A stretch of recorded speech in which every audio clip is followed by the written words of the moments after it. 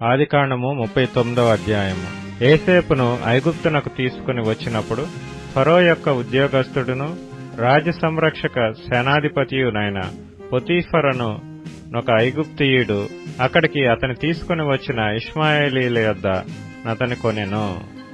యెహోవా యోసేపునకు తోడైయుండెను గనుక అతడు వర్ధిల్లుచు తన యజమానుడగు ఆ ఐగుప్తీయుని ఇంట నుండెను. యెహోవా అతనికి తోడైయుండెననియు అతడు చేసినదంతయు అతని చేతిలో యెహోవా సఫలము చేసిననియు అతని యజమానుడు చూచినప్పుడు యోసేపు మీద అతనికి కటాక్షము కలిగెను గనుక అతని యొద్ద పరిచర్య చేయువాడాయెను. మరియు అతడు తన ఇంటి మీద విచారణకర్తగా అతన్ని నియమించి తనకు కలిగినదంతయు అతని చేతికి అప్పగించెను. అతడు తన ఇంటి మీదను తనకు కలిగినదంతటి మీదను అతన్ని విచారణకర్తగా నియమించిన కాలం మొదలుకొని యెహోవా యోసేపు నిమిత్తము ఆ ఐగుప్తీయుని ఇంటిని ఆశీర్వదించెను. యెహోవా ఆశీర్వాదము ఇంటిలోనేమి పొలములోనేమి అతనికి కలిగిన సమస్తము మీదను ఉండెను.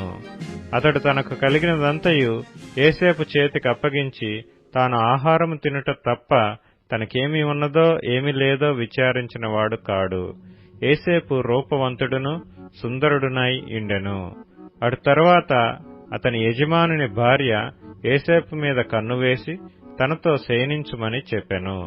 అయితే అతడు ఒప్పక, నా యజమానుడు తనకు కలిగినదంతయు నా చేతికి అప్పగించెను గదా, నా వశమున తన ఇంటిలో ఏమి ఉన్నదో అతడెరుగడు. ఈ ఇంటిలో నాకంటే పైవాడు ఎవడనూ లేడు. నీవు అతని భార్యవైనందున నిన్ను తప్ప మరి దేనిని నాకు అప్పగింపక ఉండలేదు. కాబట్టి నేనెట్లు ఇంత ఘోరమైన దుష్కార్యము చేసి దేవునికి విరోధముగా పాపము కట్టుకుందునని తన యజమానుని భార్యతో అనెను. దినదినము ఆమె యోసేపుతో మాట్లాడుచుండెను గాని అతడు ఆమెతో శయనించుటకైనను ఆమెతో నుండుటకైనను ఆమె మాట విన్నవాడు కాడు. అట్లుండగా ఒకనాడు అతడు తన పని మీద ఇంటి లోపలికి వెళ్ళినప్పుడు ఇంటి మనుషులలో ఎవరునూ అక్కడ లేరు.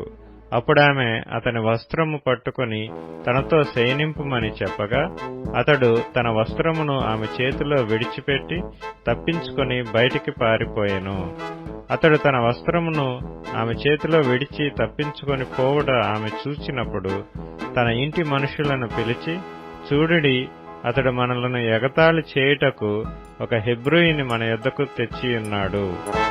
నాతో శయనింపవలనని వీడు నా యొద్దకు రాగా నేను పెద్ద కేక వేసితిని. నేను బిగ్గరగా కేక వేయుట వాడు విని నా దగ్గర తన వస్త్రమును విడిచిపెట్టి తప్పించుకొని బయటికి పారిపోయినని వారితో చెప్పి అతని యజమానుడు ఇంటికి వచ్చు వరకు అతని వస్త్రము తన దగ్గర ఉంచుకొనెను. అప్పుడామె తన భర్తతో ఈ మాటల చొప్పున చెప్పెను, నీవు మన యొద్దకు తెచ్చిన ఆ హెబ్రీ దాసుడు నన్ను ఎగతాళి చేయుటకు నా యొద్దకు వచ్చెను. నేను బిగ్గరగా కేక వేసినప్పుడు వాడు తన వస్త్రము నా దగ్గర విడిచిపెట్టి తప్పించుకొని బయటికి పారిపోయిననెను. కాబట్టి అతని యజమానుడు ఇట్లు నీ దాసుడు నన్ను చేసినని తన భార్య తనతో చెప్పిన మాటలు విన్నప్పుడు కోపంతో మండిపడి అతనిని పట్టుకొని రాజు ఖైదీలు బంధింపబడు చెరసాలలో వేయించెను. అతడక్కడ చెరసాలలో ఉండెను. అయితే యెహోవా యోసేపునకు తోడైయుండి అతని యందు కనికరపడి అతని మీద ఆ చెరసాల యొక్క అధిపతికి కటాక్షము కలుగునట్లు చేసెను.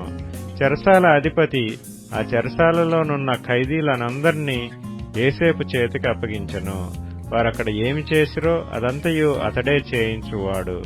యెహోవా అతనికి తోడైయుండెను గనుక ఆ చెరసాల అధిపతి అతని చేతికి అప్పగింపబడిన దేని గూర్చియు విచారణ చేయకుండెను.